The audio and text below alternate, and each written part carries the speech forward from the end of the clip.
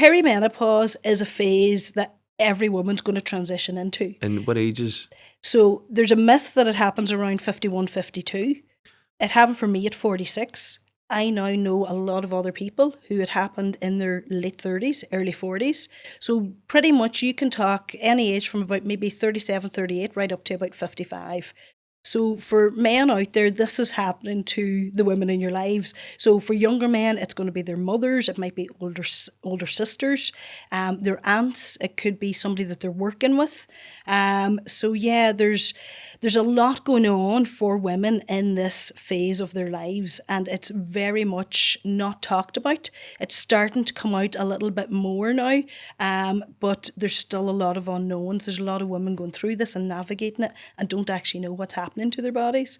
So yeah, it's a crazy time, but I think it's creating that awareness. So for men, it's understanding that actually if something changes in the woman in your lives, you know, sort of their daily routines, how they're talking to you, are they stressing, are they snapping more, are they not sleeping, are they struggling more, and you will see it, then actually a lot of times this could be hormonal, and this is perimenopause. So perimenopause is when the hormones deplete in your body. So there's a couple of main ones, estrogen and progesterone, and they drop at a rapid pace when women sort of transition into perimenopause. So for me, I thought it was stress at the time. Because I was juggling a lot at the time, so I didn't actually really recognise the symptoms. And then you go online and you Google stuff, and you start to think, oh my goodness, there's a whole array of things could actually be wrong with me. But when I went to my GP, I actually had said to her, I think I'm actually turning into a psychopath. That was the words I used. And she gave me that look to say, okay, here we go again, because this was not uncommon. So she talked through some of the symptoms with me. So there's things like I was suffering from night sweats. I was also really struggling to sleep. There was at least a 2-hour window every night where I was awake looking at the ceiling. I was struggling. I was starting to put on weight. I was getting really irritable, really snappy. And it didn't cross your mind that it... No, it really hadn't. Why was that? And I think it's because I thought it was stress. I thought it was just we had a lot going on in our family life at the time, and I think that's what I chalked it up to. And were you aware of what the perimenopause might be like at that time? No, because I think in my head I thought it was going to happen later in my life.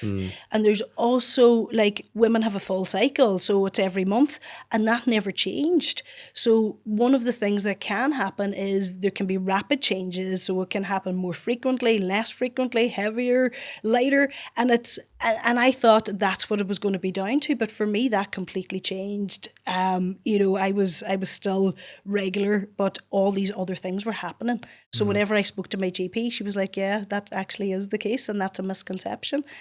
So yeah, there's a lot happening.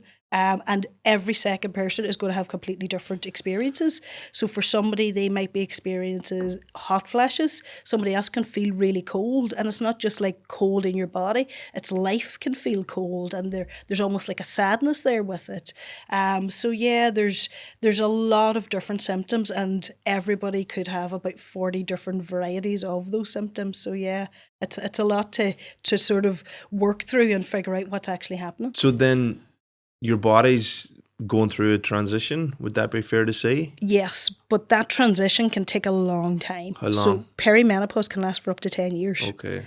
So yeah, so menopause is classed as when you haven't had a period for 12 months. That's you're officially in menopause. But actually the lead up to that can last for 10 years before that actually happens. So could you be having maybe 6 months, 7 months kind of in between each period? That can happen, yeah, absolutely. And then once you go over 12 months, then that's you officially in menopause, yeah. So does that mean you'll still have a period after every 12 months potentially, or it's just no, it usually disappears, okay, and then that's it. Now there are occasions, and even things like COVID, whenever people had their COVID injections, they they suddenly had periods reappeared, but then they disappeared again.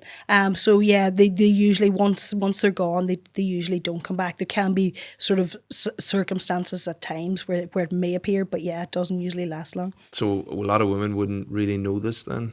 They don't know a lot about the perimenopause section, and that's the struggle. That's the hard times where women don't know what's going on, and they've got brain fog. Like brain fog, you're trying to speak and the words are just not coming out. You forget what you walked into a room to get, and it's really difficult because it's actually debilitating at times. And some women will actually breeze through it.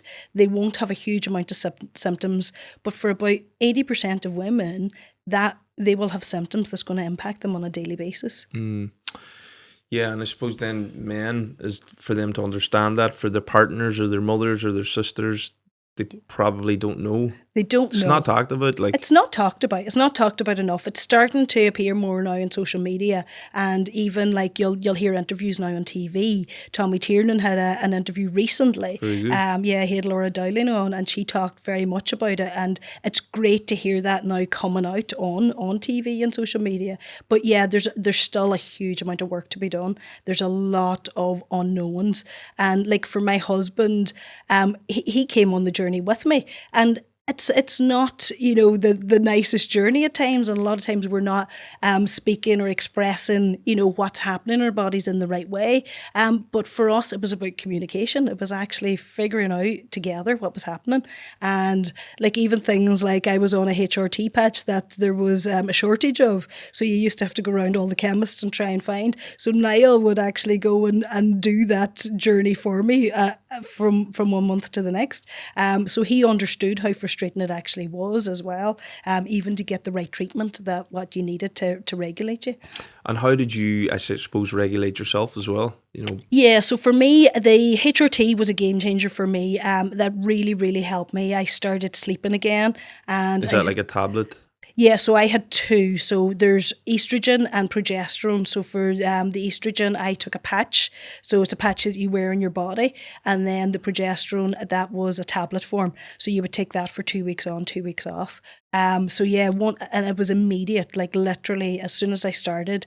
They tell you it can take up to 3 months for your body to react to it, but literally straight away I was like, oh my goodness, I am not irritable, I'm sleeping better. And even now my husband noticed it, so it was visible, the change that was happening in me. So what I found is actually it's not just about the HRT treatment, it's actually getting out there yourself. I still needed to have the out in nature and having walks to even clear my head. I took up sea dipping along with my friend Tracy. We go once a week, maybe twice a week during the summer, and we get in the water, and honestly the feeling, it just changes you. It's great for clearing your mind, but you actually feel energized afterwards. So for me, it's getting into the breath work. It's helping myself regulate alongside the HRT. That's been a really sort of big journey for the last 2 years for me.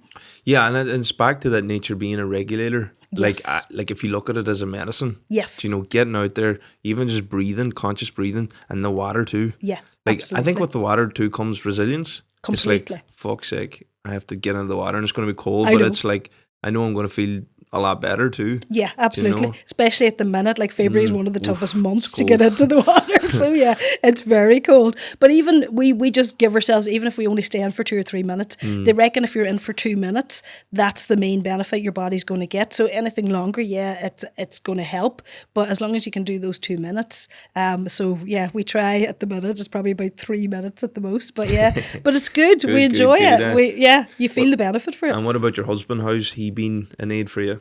Oh, he's been an Like amazing how can men support. support? Like, Well, honestly, I think it's just listening, because we don't know what's happening. So we're trying to talk through what's happening, and it might not come out eloquent and it might not come out in the best way, but it's actually just having somebody to listen to you and go, do you know what? You're not going mad. This isn't you. This is not what you're normally like. So yes, there's something there. There's something that's changed in you, and it's sort of helping you understand, yeah, actually I might need to go and talk to somebody about this. And it's noticing the small things. But like Niall Niall's a huge support. There's days where, you know, I found it really stressful, and he would just step in. You know, we've 2 young kids. He would, you know, make some of the household stuff disappear so that actually I had time just to take a day to myself. And, you know, it's that kind of support. It doesn't have to be big, loud, dramatic support. It's the small things, the little things really make a difference. Yes. You talked about it in a way that I found interesting too. It's like your body's, it's like software.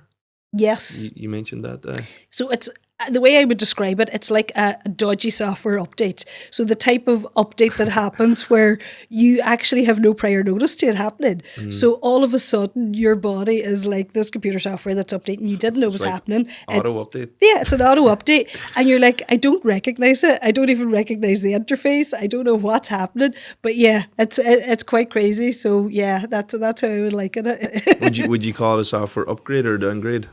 I think I would have to say it's an upgrade, because do you know what? There's a fear of moving into this transition in life. But for me, it's actually, once you understand it, it's going back to that wisdom. You realise actually your body is this amazing sort of thing. So you start off like in your teenage years, and you're going into, you know, all the hormonal changes. And then once you sort of, like for women, you're going into childbearing, becoming a mother, and your body adapts to that every time. So I would see this as an upgrade. I think it's a natural transition, and I think we have to appreciate it, and we have to go, yeah, do you know what? This is sort of moving into that wiser stage of a woman's life.